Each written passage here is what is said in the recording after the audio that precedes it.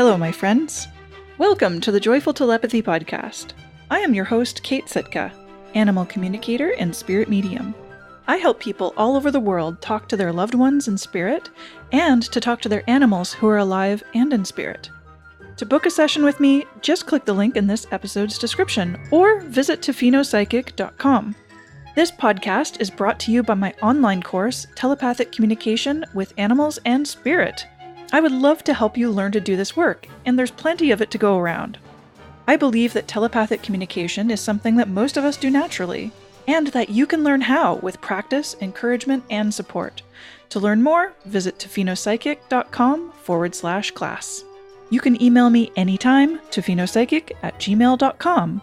And now, perk up your ears and park your fears. Here's this episode of the Joyful Telepathy Podcast. Hi everyone, it's Kate Sitka.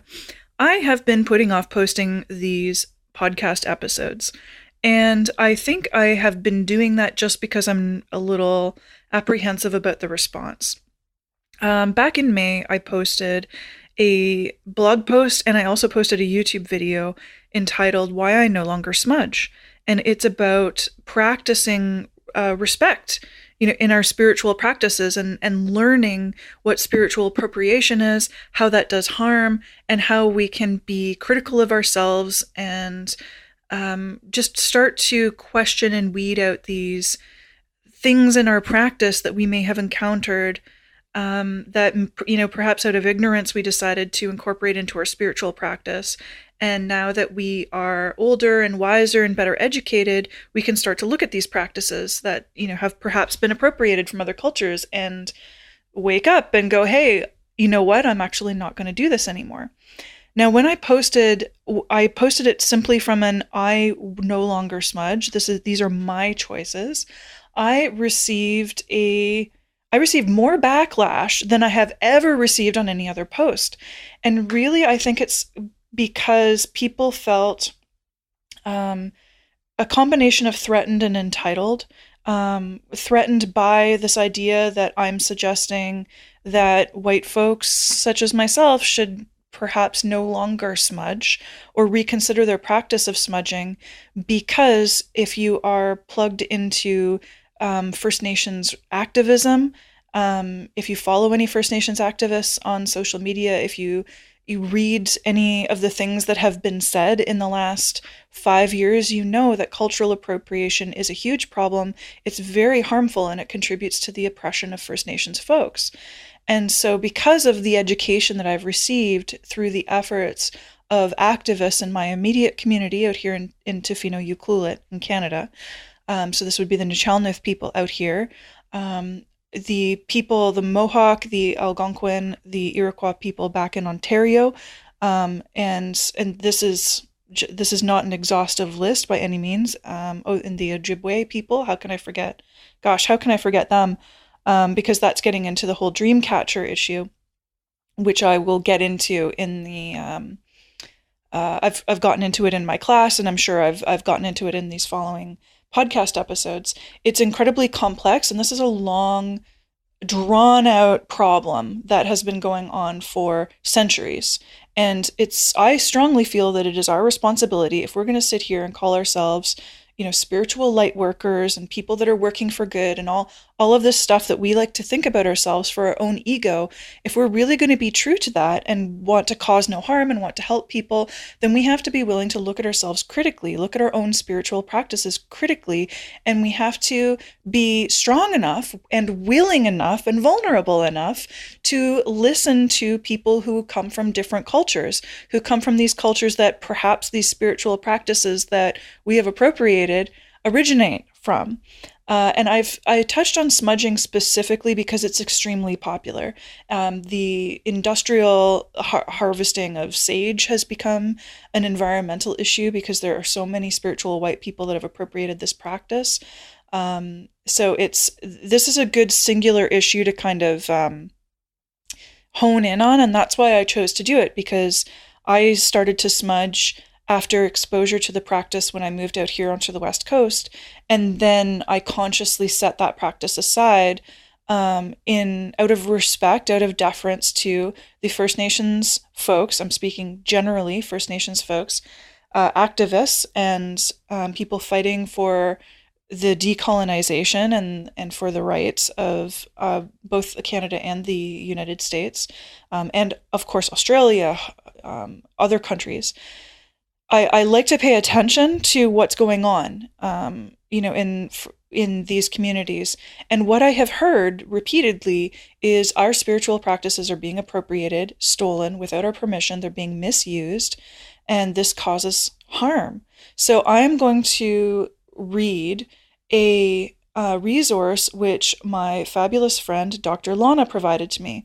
So the next two podcast episodes after this introduction, we're going to go into our conversation with Dr. Lana, and she's going to introduce herself. She's an incredible woman, so I'm going to let her speak for herself, who she is in this world. And she was generous enough to lend her emotional labor, lend her emotional energy to this topic to help me cover this, to help me tackle this. And she just came through like a scholar with these resources. And one of the things she sent to me was the declaration of war against exploiters of Lakota spirituality. Now, this declaration of war that I'm going to read to you, we're going to reference in the following conversation. I wanted to read it to you just to record it for posterity.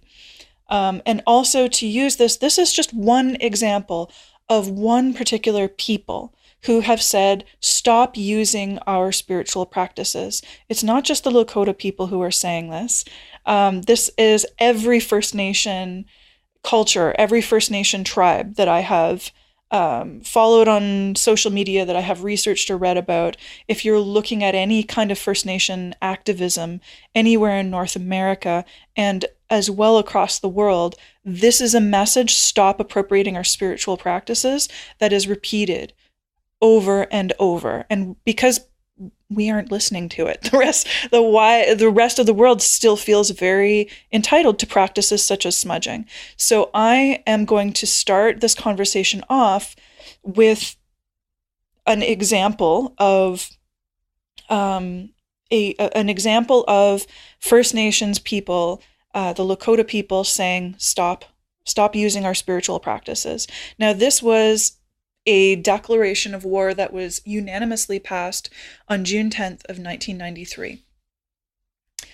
Whereas we are conveners of an ongoing series of comprehensive forums on abuse and exploitation of Lakota spirituality, and whereas we represent the recognized Lakota leaders, traditional elders, and grassroots advocates of the Lakota people, and whereas for too long we have suffered the unspeakable indignity of having our most precious Lakota ceremonies and spiritual practices desecrated, mocked, and abused by non-Indian, quote, wannabes, hucksters, cultists, commercial profiteers, and self-styled, quote, New Age shamans and their followers, and whereas with horror and outrage we see the disgraceful expropriation of our sacred Lakota traditions has reached epidemic proportions in urban areas throughout the country.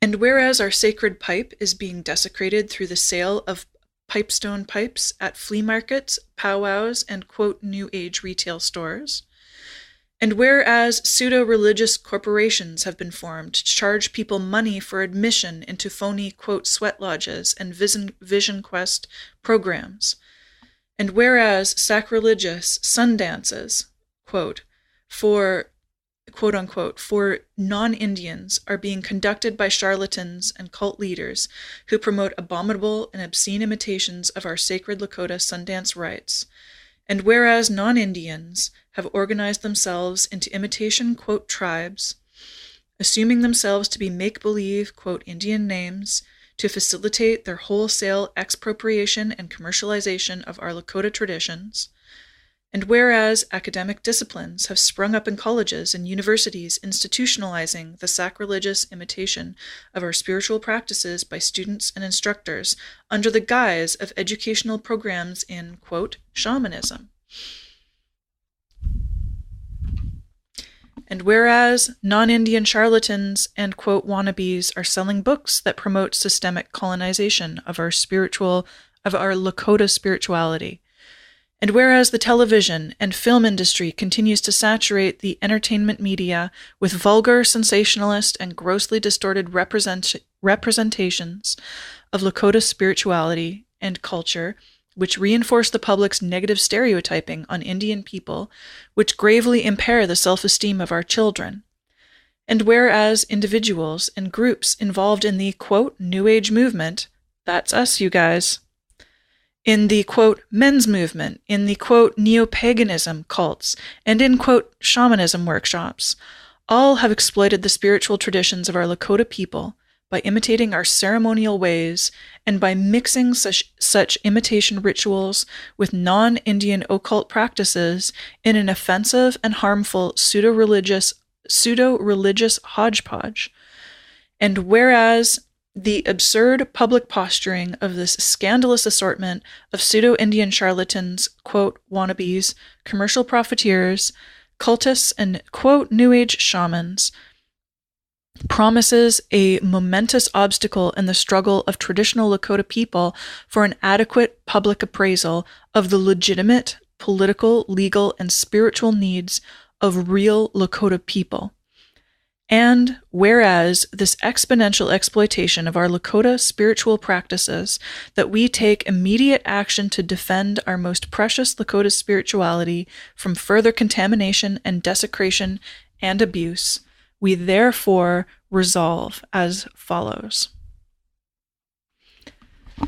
We hereby and henceforth declare war against all persons who persist in exploiting, abusing, misrepresenting, and the sacred traditions and spiritual practices of the Lakota, Dakota, and Nakota people.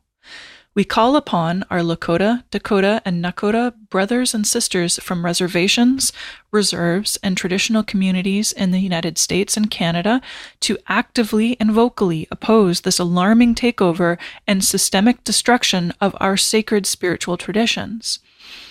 We urge our people to coordinate with their tribal members living in urban areas to identify instances in our sacred traditions which are being abused, and then resist this abuse, utilizing whatever specific tactics necessary and sufficient. For example, demonstrations, boycotts, press conferences, and acts of direct intervention. We specifically urge all our Lakota, Dakota, and Nakota people to take action to prevent our own people from contribution and enabling the abuse of our sacred ceremonies and spiritual practices by outsiders. For as we all know, there are certain ones among us, among our own people, who are prostituting our spiritual ways for their own selfish gain, with no regard for the spiritual well-being of our people as a whole.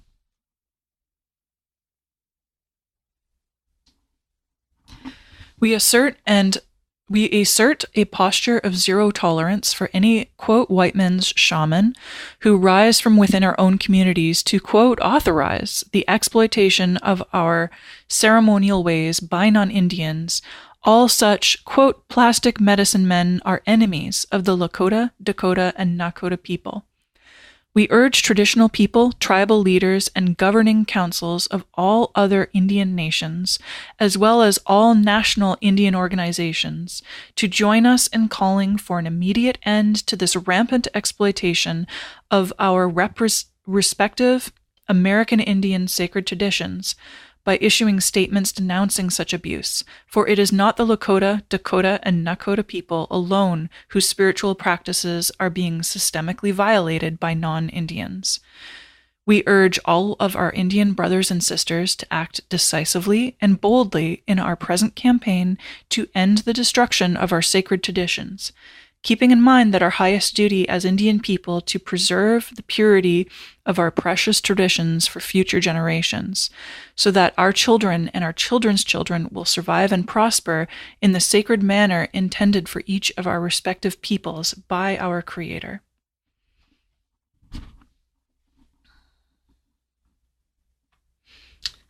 And this is signed Wilmer Stampede Mesteth, traditional leader and Lakota culture instructor. Oglala Lakota College, Pine Ridge, South Dakota. Daryl Standing Elk, President, Center for Spirit, San Francisco, California, and Pine Ridge, South Dakota. Phyllis Swifthawk, Teopei, Woonsby, Waukai, Wanblee, South Dakota. If anyone would like to contact me with pronunciation corrections, please feel free to do so. So this is just one resource which Lana has cited, and I'm so grateful that she had access to all of this. She had this, I don't want to say at her fingertips, because I think she did quite a lot of research. I was just blown away. This is just one thing. I mean, folks, if you follow First Nations rights, just follow it on Facebook. Just do some searches. Sign up for some groups, and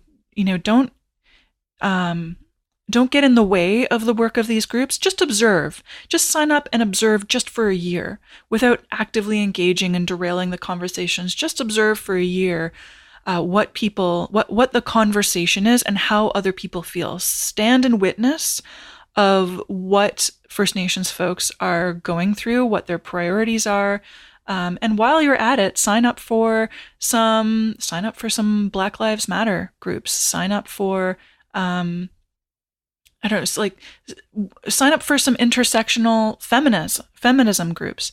Whatever it is that is different from your personal experience, sign up for these groups and then commit yourself to observing for a year before you start getting involved in asking questions, derailing the conversation, because it's actually not the First Nations folks' responsibility to teach us, and it's not women and other people of color. It's not, any minority's responsibility to actually teach us, why this is a problem. Although any minority usually will step up to answer a question when it is respectful and when you already have a respectful relationship. So, for example, me as a gay woman, if someone has a respectful question about gay people or trans folks, and while I'm not trans, I've got lots of friends who are trans and have been exposed to a lot of what's been going on. Gay culture and trans culture has not always historically been in alignment, but I am more than happy to go to bat and answer some of those questions, so long as they're asked respectfully, with the perspective of or with the attitude of people who are willing to sit back and listen to the energy, to the knowledge that I'm putting out there. So having had a minor being able to sort of relate to having to do this educational labor, I'm more than willing to do it, but it's draining, you guys. And that's why I am always so grateful when people put time and energy into blog posts and into Facebook groups and, or Facebook posts or Twitter feeds. Like, when people are putting themselves out there to educate us, just follow them, just observe, just listen for a while, just sit back and listen. And being able to sit back and listen, that requires it's a really great spiritual practice, because it really requires you to set aside your ego. Set aside your ego for a little bit. So I really hope that is what all of my listeners who are coming to this podcast episode are able to do today. And for the next 4 episodes, the next 2 are going to be Dr. Lana, and then the 2 after that are going to be Andrea. And both of these wonderful women are helping me tackle the comments that I received on the very first blog post, Why I No Longer Smudge, and my YouTube video, Why I No Longer Smudge. So they're helping me address some of these problematic issues. So don't be one of these people. Don't be one of these people. And instead, recognize that, we have knowledge gaps. We have spiritual knowledge gaps, especially those of us who are white people, living in, practicing in the spiritual white person, new age community. There are a lot of problems in this community. And so I think that it's very important, especially if you consider yourself a quote light worker, it's really important for you to engage in these issues and to help make the spiritual space that we're trying to create for ourselves, make it inclusive. And the only way that you can really do that is by stop talking and set your own ego aside for a bit and listen and create space and elevate the voices of the people who are minorities and the people who have been oppressed, because we have a lot to learn from their journeys. And just as we have a lot to learn from everyone who's walked a different path from our own. But the only way we can really learn is if we're willing to close our mouths and to try to silence our thoughts and to just really be receptive, really absorb, and especially if it makes us uncomfortable, especially if we have a reply that we just want to say immediately. Recognize that that's really us being defensive, and just hold that in for like a week after you listen to this podcast. Just let it sink in, let it marinate. And please feel free to leave your respectful comments on this podcast episode, on social media, anywhere. Also, feel free to send me an email to phenopsychic@gmail.com if you don't want to post publicly. And we can do some gentle work together, as long as you're approaching this topic in a humble, respectful way. Then there's no issue. It's okay to not know. It's okay to be ignorant, because it's generally not our fault when we're ignorant, but what we are in charge of is our own education. So I really hope that the work that I have done in the following episodes with Lana and Andrea, I really hope that this contributes to the conversation, contributes to the continuing education in this new age space. So thank you so much for your respectful attention. I really appreciate every single one of you. And sit back and enjoy this conversation, because we had a lot of laughs in this. I'm so grateful, and I'm very proud of this. So thank you so much for listening, and enjoy.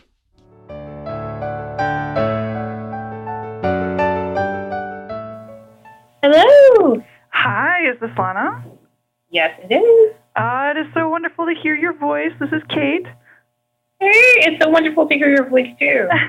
Thank you so much for jumping on the phone and tackling this craziness with me. It's this, never-ending vortex, energy-sucking topic. I really appreciate it. Oh, no, it's my pleasure. And it really, your request came at the right time, because I'm sure probably, as you've already been feeling, I kind of was like, there are all these topics that have to do with justice, that have to do with how we treat each other in the spiritual community, and just as people, just as humans, that is so often overlooked, or people minimize, or they shut it down before a conversation can even really get started. And so I was dealing for a while with frustrations about that, particularly being Black, bisexual, and a cisgender woman.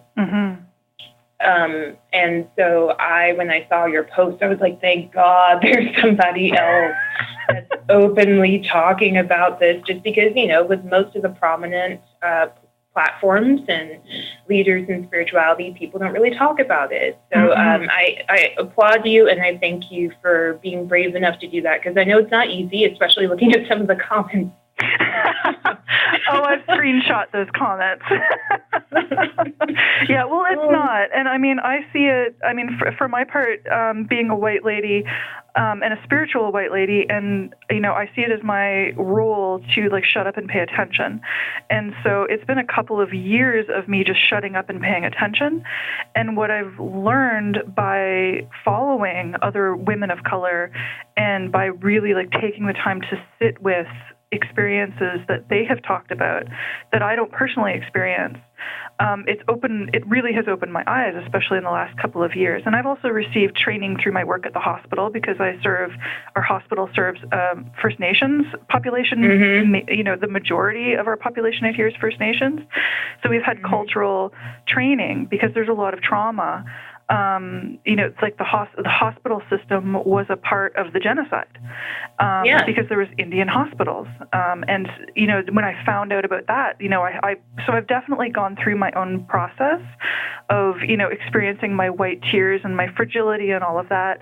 And I'm happy to say that I think that most of that is behind me, and I'm ready to now help other people through this process, through this uncomfortable process. And I noticed it too. I noticed that there's a lot of people in the spiritual space, in the New Age space, that don't really want to talk about how our current spiritual views have really evolved, and what needs to change, because nothing is ever perfect. None of this is ever perfect, and we should always be striving to do better. And a part of that, I think, is really being honest and accountable with ourselves. What are we doing? Where do we stand in history? On whose shoulders do we stand? And and because it's all about context, Yeah. Anyway. Yeah. No. Yeah. So here we go. We've gone and launched into everything. I'm just recording this right now, by the way. Awesome. I set the recorder before I called, but I do want to do a little bit of a formal introduction, and then we will get into it. So, would you like to introduce yourself, because I think that you are the best authority on yourself and your accomplishments. Thank you. So my name is Dr. Lana Holmes. I hold a Doctor's of Psychology in Clinical Psychology. So I actually graduated with my Doctor's of Psychology in Clinical Psychology, also known as Psy.D, in August 2017. And currently I'm working as a Post-Doctoral Fellow in clinical psychology. So just to explain what that means, with Post-Doctoral Fellowship, at least within the United States, what that means is after you've graduated with a doctorate in clinical psychology, in addition to completing the EPPP licensing exam, you also need to complete a year of additional training called Post-Doctoral Fellowship, where you're being supervised and you're doing clinical work ranging from therapy to assessment to any other host of clinical activities. And then once you complete that, get the requisite amount of supervised hours, and then also pending passing the EPPP licensing exam, you will be able to be licensed and practice as an independent clinical psychologist in whatever state you want to practice in. And so, in terms of what people call me, because I have a doctorate, you can call me doctor, but the official term, for me, is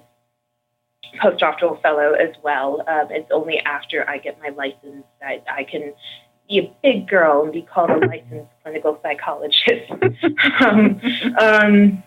But that's basically my background. So obviously, if you can't tell, I'm a big nerd. I like to use my brain, and I actually see that as a very important way of not only understanding who I am, other people, the world around me, but also as a way of having a connection to spirituality and spirit. Yeah. I think that, whatever you want to call spirit, whether it be God or, higher power, what have you, I think that, they endowed us with this ability, and I think it's a shame not to use it. And so I think that that's an important part of me, but also I think that just as much as the intellect should be valued and revered, so should emotions and intuition, as well as, our backgrounds and our experiences and the socio-historical and cultural context that we are reared in. So, honor the whole human. I love it. Yeah. I love it. And I want to reiterate what you just said too, honoring the emotional experience and how that is just as important. I feel I could go off on a tangent. I'm going to resist about how we're in a bit of there's almost a dogma in the scientific community. But it's interesting. It's like if it cannot be proved in a double-blind study, it does not exist.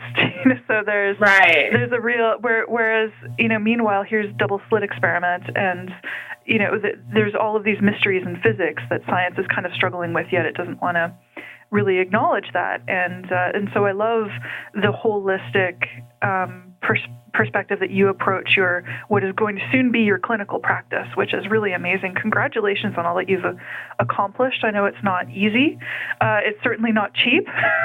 You've invested like years.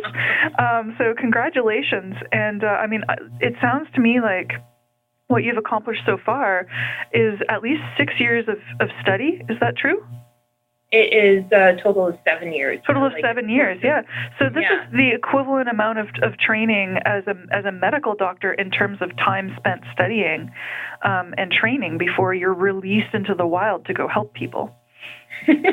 Yes. It definitely is. It is intense. Yeah, and I did want to really clarify that for the folks that are listening, because I didn't want to just sort of skip by, that Lana holds a doctorate in, can you say again? I don't want to get it wrong. Clinical psychology? Yeah, I hold a doctorate in clinical psychology. Yes, because I want people to understand, what that means. This is, Lana is not just a therapist or, a counselor. You're highly qualified. And what I really got excited about when you agreed to come on the podcast is that with your background, you can really speak to the psychological impact that spiritual harm does. Yeah. So we're not just two people talking about, our ideas about spirituality. We're bringing science into the conversation, which I love. Exactly. I don't like to exclude science from the conversation. I want to bring science in. I want to bring studies in. So I think that before I really kind of get to the comments, I am a little bit chatty. I do try to create space. So if you felt the need to interrupt me, I invite you to do so. But I will try to create enough space and pauses for you to jump in. I think that before I wanted to get to, the comments, first I wanted to address the website that you sent me, which is, can you tell me the acronym again? Because it stands for American Indian Cultural Support, I think. Yeah, so let me just double check that real quick. So like the AI, I think it's like AICS. Yeah, I think it is. American Indian, yes, that I've got it. American Indian Cultural Support, so AICS.org. Yeah. And I'm going to post that link in the show notes here, and I encourage everyone to click on that, because Lana sent me this awesome reference, which is a declaration of war by the Lakota people, Lakota, Dakota, and Nakota people, which was an interesting full circle moment for me, because my ancestors immigrated to Dakota Territory and were kicked out by the Dakota people, and that's why I'm in Canada right now and not in the United States. So it was an interesting moment to see, this is from the Dakota people, okay. So I'm going to insert here a clip of myself reading this out for the folks listening. I'm not going to take the time to do that now with you. But I wanted to bring that in and to say that in no uncertain terms, multiple different First Nations have stated, stop stealing our spiritual practices. So with that said, with that context, I want people listening to understand that I'm coming from, I think it's most respectful to say, okay, what are the official tribes saying? What are the spiritual leaders of different First Nations tribes actually saying to white folks and non-Indigenous people about the use of their spiritual practices? And it's all respect our practices, don't appropriate our practices, don't sell stuff from our practices. And there's a lot of active fighting going on, legal fighting going on, with the appropriation by, fashion designers of traditional First Nations designs. It pops up everywhere. And so it's a constant fight. And I think one of the reasons why a lot of non-Native people aren't even aware of this is because it doesn't get any press. Oh, yeah, for sure. It doesn't. And unless you're looking at among different First Nations / Indigenous peoples, when it comes to their own news networks, because there are media and news networks for Indigenous and First Nations peoples. These conversations are happening within these various communities. But when it comes to non-Native people, non-Indigenous people, we don't hear it. And I mean, I definitely think that has to speak to the structural racism and oppression that demarcates this, right? That makes it so that the people who are being harmed, that their voices are not being heard. And that perpetuates this harm, the psychological and the spiritual harm. So for folks listening, you should do a search on Facebook and follow some First Nations news pages, just to bring it into your wheelhouse. Start to bring some of that awareness in, so that this podcast isn't just the only thing you've heard on the topic. If this is the first time you've encountered the idea that, you should not smudge, I've been trying really hard to say, I do not smudge. I try to use I statements.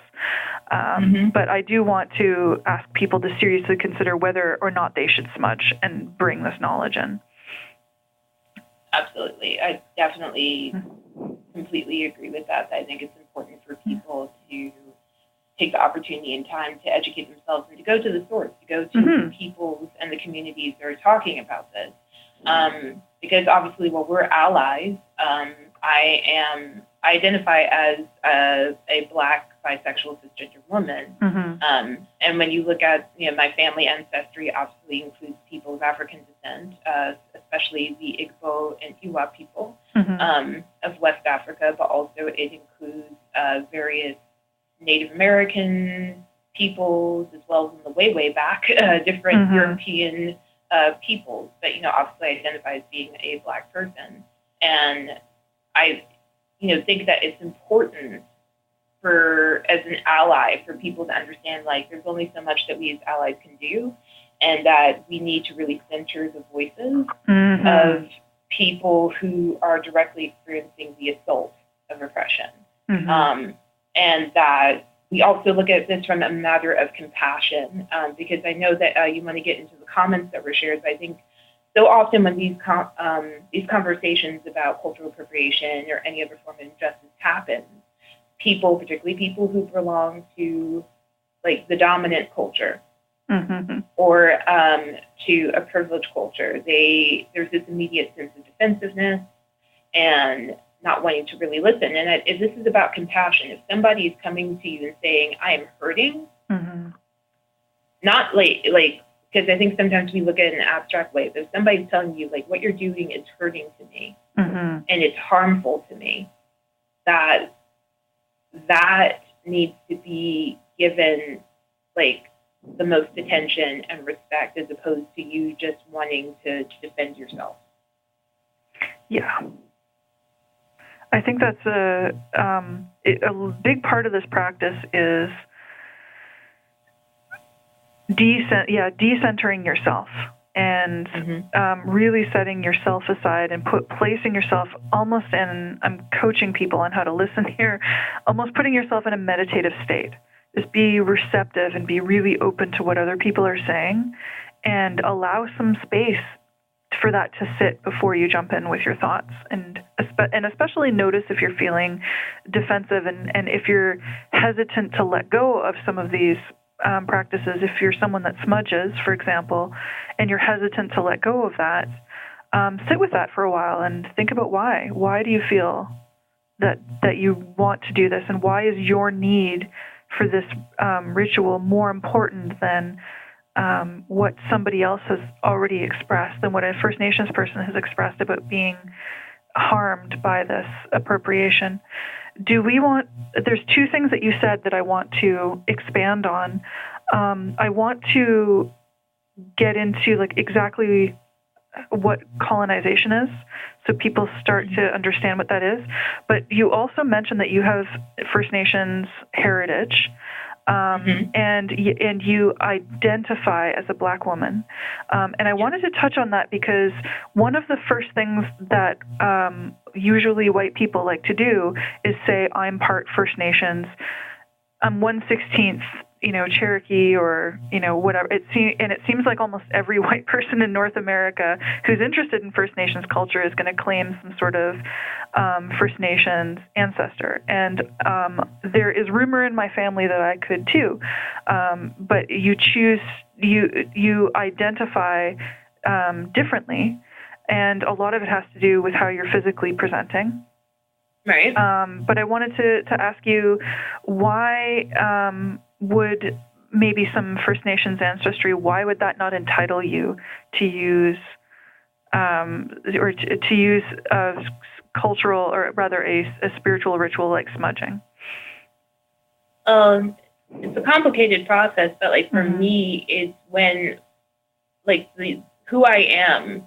So when it comes to these arbitrary definitions of race, and ethnicity, I identify and I am also treated as a Black person. I not only look Black, I came from Black parents, I was born from Black parents, and that's also part of my ancestry, in addition to Native American ancestry. It's something I'm still also uncovering because like there's very little official like family documents or government documents I've been able to have access to, but you know, from the little I know, I definitely know that it is within both branches of my family tree, but particularly the one I'm more familiar with is the maternal side of my family, particularly through my great-grandmother. And the thing is, I think is like, particularly I see that people usually trot that like I'm 1/16th Native American thing as a convenience. Yes, exactly. If we're just going to be frank about it, like unless you're living your day in, day out life as a Native American, unless you are a registered member of a tribe and you've gone through the blood quantum officiation procedures, you cannot fairly say that I am Native American. In fact, if you know nothing about like this particular tribe, this particular clan, its history, its cultural rituals, spiritual rituals, and I mean really, like you are a part of the community, you are active, you are involved with it completely, then it's not fair for you to say like, oh yeah, I'm 1/16th Native American, so I can just do it. It's like if you say that only when you want to get something from a Native American tribe or clan, but then you immediately revert back to being like, oh, but I'm white, or oh, but I'm, you know, some other group that's non-Native. That's not fair. And so I always make it clear, like, yes, that's a part of my ancestry. Nobody's 100% pure blood anything. But at the same time, when it comes to the categorization of race and ethnicity as we as human beings have made it, I am Black. And I am not going to disrespect any Native American tribe or clan by just conveniently, just for the sake of wanting to do something or get something, be like, oh yeah, I have blah, blah, blah amount of blood in me. And so that's usually when I hear it be used, is people just use it as a convenience when they want to get something that belongs to Native people, but not actually be a part of that community. I completely agree. You know, if you haven't experienced the oppression of this culture, then you have no right to the spiritual practices. And I want to paraphrase what you were saying. I'm agreeing with you so hard. I'm stuttering. You know, if you are entitled to use these spiritual practices, you know it because you grew up in the community and you had elders teach you. You know, you had mentors. You're regularly participating in community ceremonies, etc. But if you were taught it by, you know what, I'm going to save this little sidetrack for actually one of the comments, because now I'm starting to answer one of the comments that we've got. Yeah, I really agree with that. Before we get to the comments, do we want to just explain briefly what colonization is? Because the word colonization was something I didn't encounter until I started really learning about what decolonization is. Right. Because my presence in this community is colonization. And that's something that I and other white folks have to really reckon with. We have to really look at what is the context of who we are and where we are, and what are we doing here and why. So did you want to take a swing at explaining colonization first?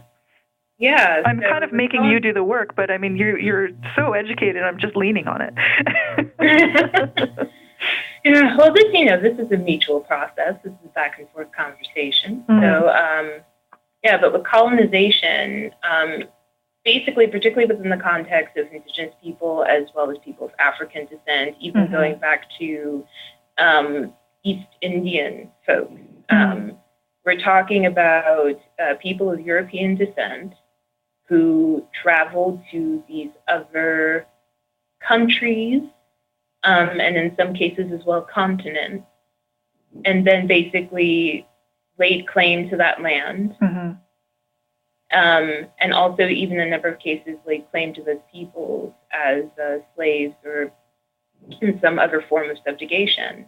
And through laying claim to these lands and these people, of ripping these people from their own land, of ripping these people from also their own cultural practices, because you have to understand another reason why there's so much pain for indigenous peoples, for peoples of African descent, and for other people who are considered people of color, around trying to reclaim and hold on to their cultural and spiritual practices, is because for a number, God knows how long, particularly with first encountering colonizers, these practices were deemed to be inferior compared to Christianity. They were deemed to be vulgar, and they were in a number of cases outlawed, where there was the threat of either severe punishment or worse if you were going to practice it. And then also simultaneously, as that was happening, there was this almost bargaining of like, you can get some kind of meager benefits if you convert to Christianity. And you leave behind your process, and particularly looking in the United States of America, and also in Canada with the Indian boarding schools. I mean, there was, and I'm paraphrasing this, but, beat the savage, save the man, that kind of idea of routinely in these schools, which were state-sponsored and also co-sponsored by the Catholic Church, Indigenous children were punished, beaten, if they spoke their language, if they engaged in any of their cultural and spiritual practices. And so that's what colonization is these people who are coming in to dominate another culture and rob them of their land, rob them of their sovereignty, rob them of their cultural practices and their spiritual practices, or replacing it with their own. Yes. And the stories are horrific. It's horrific, and it's done within violent means. Yeah, and it's within living memory. I think that people don't understand. They think about colonization as something that happened a long time ago. The last residential school out here closed in the 90s. The folks that I have, or the folks that have chosen to share their stories, the stories are so brutal and violent. It's almost beyond belief. The brain rejects it and wants to disbelieve some of the stories. So I don't want to re-traumatize anyone by resharing, but I don't want anyone to underestimate the violence and the horror that that First Nations folks and many other people have, many cultures have experienced as a result of colonization. But specifically speaking about First Nations folks, it's very recent. The effects are still echoing out, and so we're really talking about a culture and people that have survived despite centuries of organized governing attempts to completely eradicate them. Yeah, absolutely. And please make no mistake that this was intentional and systematic. And I think that's kind of the part where people start to get a little tripped up, is because when First Nations spiritual practices are appropriated for our own spiritual enrichment or pleasure, because it's a nice ceremony, or it appeals to us for whatever reason. What we're now bringing forward is this idea of we're perpetuating that harm, and we're now actively participating in perpetuating this harm. And that's something that I want to bring people's awareness to that. I think it's important that people realize that we're perpetuating this horror. We're participating in it actively. Exactly. And I guess also, too, just for clarity, if I may, I wanted to provide listeners with a definition of cultural appropriation. Please do. Just for clarity. So I'm drawing this definition from Richard A. Rogers in the article From Cultural Exchange to Transculturation, a Review and Reconceptualization of Cultural Appropriation. And he defines cultural appropriation broadly as the use of a culture's symbols, artifacts, genres, rituals, or technologies by members of another culture. And he actually demarcates it into 4 subcategories. And so the first being cultural exchange, the reciprocal exchange of symbols, artifacts, rituals, genres, and or technologies between cultures with roughly equal levels of power. Mm-hmm. The second subcategory is cultural dominance, the use of elements of the dominant culture by members of a subordinated culture in the context in which the dominant culture has been imposed onto the subordinated culture, including appropriations that enact resistance. The third definition, which is the one that we really are thinking of when we talk about cultural appropriation, is cultural exploitation, mm-hmm. the appropriation of elements of a subordinated culture by a dominant culture without substantive reciprocity, permission, and or compensation. And then lastly, we have transculturation, which is cultural elements created from and or by multiple cultures, such that identification of a single originating culture is problematic. For example, multiple cultural appropriations structured in the dynamics of globalization and transnational capitalism, creating mm-hmm. hybrid forms. But when most often people talk about cultural appropriation, it's within the context of cultural exploitation. So this is when there are people who do not have the same power as the dominant culture, right? And the right. dominant culture is coming in and saying, we are going to take different aspects of your culture without permission, without caring about the impact it's going to have, mm-hmm. And without giving proper credit or compensation for it. And we're using it for our own ends, even if it dilutes or weakens the sacredness, the importance of this. And, you know, that's what we're talking about when it comes to cultural appropriation, because the effect of it is that there can be such tremendous harm in terms of misrepresenting that culture, mm-hmm. in terms of violating that culture's privacy, in terms of undermining the sovereignty of that culture. And again, usually it's done within the context of whoever is taking it just wants to use it and play with it like a toy, mm-hmm. or just use it for whatever they want to use it, even if it's out of context, even if it's something that's offensive or disrespectful or inappropriate. Mm-hmm. Thank you. You're welcome. You're amazing. Thank you so much for helping me with this, because this topic, it is when you start to dig your fingers into it, it starts to literally spread across the globe and through history. And I think that a lot of the comments that we're going to go on and tackle are really from people who are completely disconnected from that. And so we're going to try to bring them in. Okay. Are you ready? I'm ready. Lord have mercy. All right. So Samson Speaks. I'm going to tackle the Instagram ones first. Samson Speaks says, you could have been an Indian in your last incarnation. This makes no sense. So that's something that came up across platforms. Was I was a First Nations person in my past life, I'm entitled to use this ritual, even though I may be non-Indigenous now.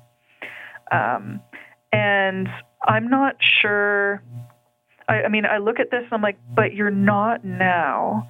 And you're missing the fact, you're just almost willfully missing the fact that you practicing this as a non-First Nations person in this culture and time right now is perpetuating harm. You're willfully missing that point, I feel. Yeah. Mm. Okay, so I remember, because remember seeing similar comments. There's a similar one on Facebook. Yeah. Yeah, and I actually had to take time and write out my response to be very thoughtful. You really do.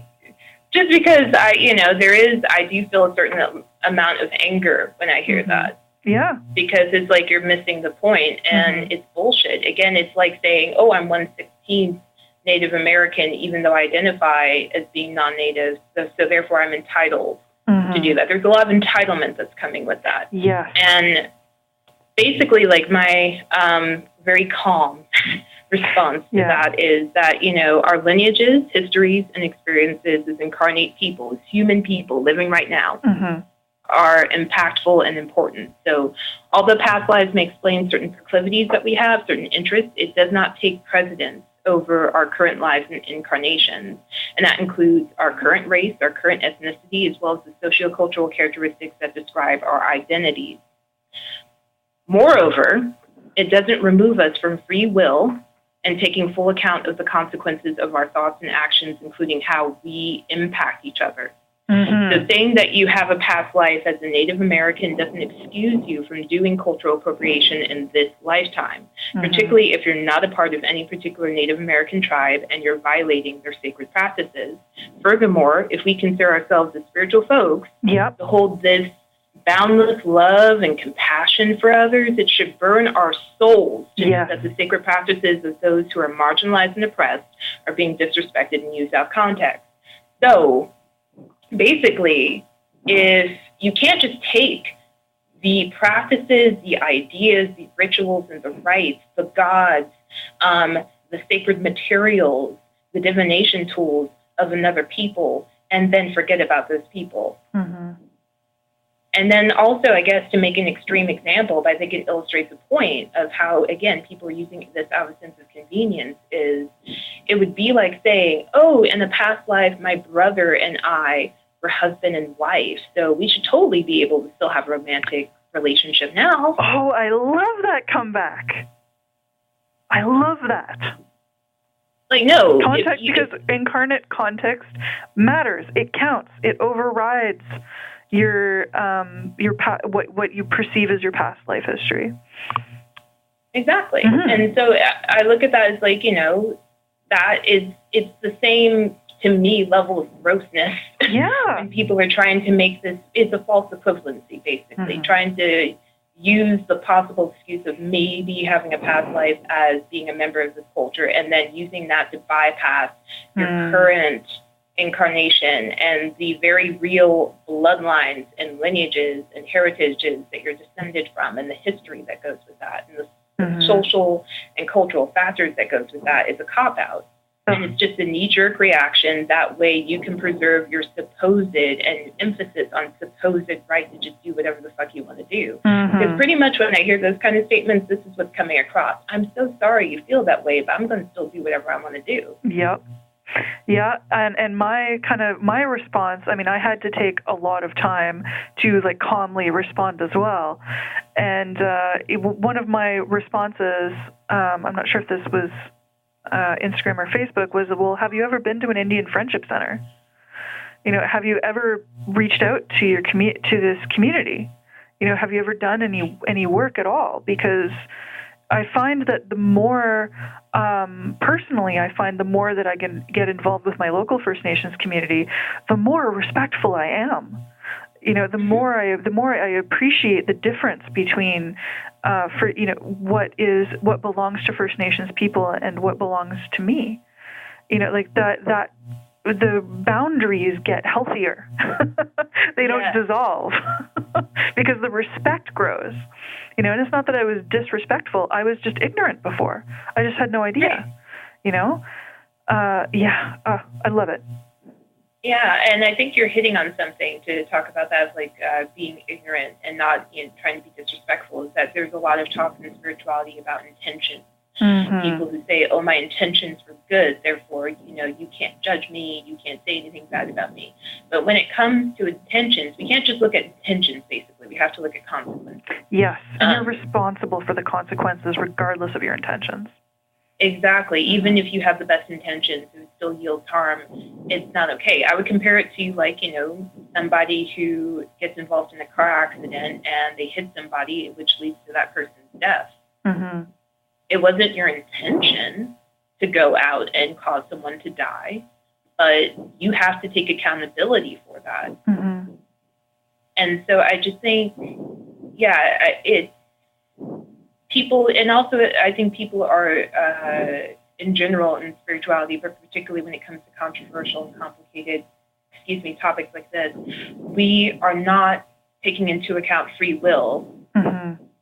People are trying to escape personal responsibility by using things like past lives and soul contracts, for fuck's sake. Yeah, it's convenient. You're absolutely right. It's a convenience, and it's spiritual bypassing. Yes. Oh my God. And I'm so glad you brought that up. Spiritual bypassing is my jam. It comes from a fellow psychology homie. Ooh, tell me all about it, please. Yeah. So when it comes to spiritual bypassing, this term was coined by Mr. John Wellwood, PhD, who is an American clinical psychologist.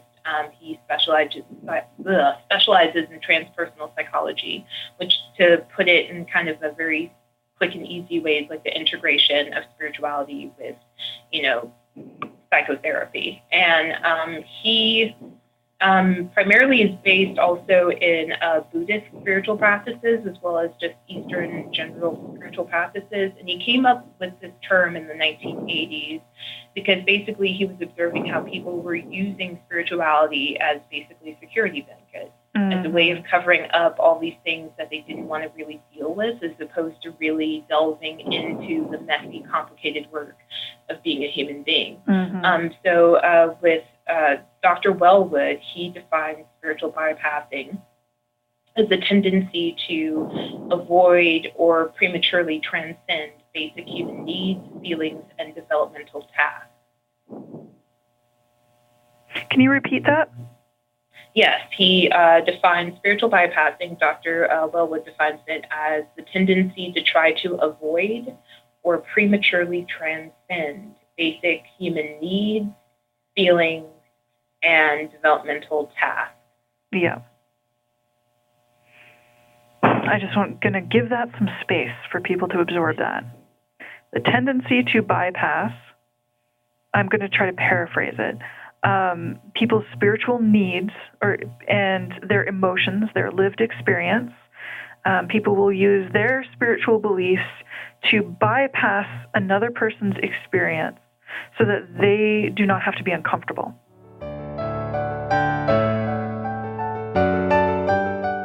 Hello, I'm Jen from the Brassy Broadcasting Company. I work on this podcast with Kate. I've popped in here to let you know that you've reached the end of part 1 of this conversation. But I have good news, dear listener. You can hear part 2 next week. That's it for this episode of the Joyful Telepathy Podcast. Thank you so much for listening. If you would like to book a session with me, click on the link in this episode's description or visit tofinopsychic.com. And you, my dear listener, please use coupon code PODCAST. That's coupon code podcast for $20 off your first session. Until next time, be well and take care of each other.